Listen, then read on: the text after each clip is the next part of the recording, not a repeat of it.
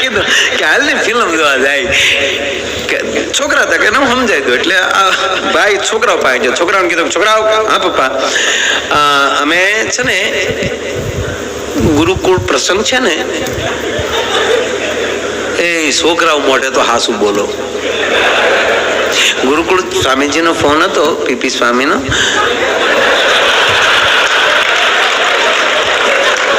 તો બેટા અમે સત્સંગમાં જાય છીએ. એ છોકરાઓને મોઢે ખોટું બોલો. હવે જોજો કેવું થાય. તો બેટા 2 કલાક સત્સંગમાં રહેશું, 1 કલાક જવાની, 1 કલાક આવવાની.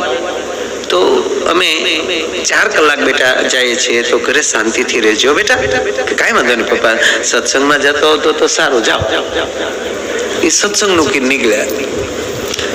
પછી છોકરાએ નક્કી કર્યું કે મોટા ભાઈ હા પપ્પાની તો 4 કલાક સુધી આવવાના નથી ને. કે ના, તો હાલના આપણે ફિલ્મ જોવા જાય.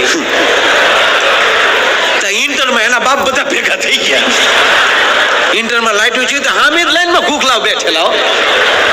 એલા છોકરાઓ તમે કે હા બાપા અમે સત્સંગનો પ્રસાદ લેવા આવ્યા.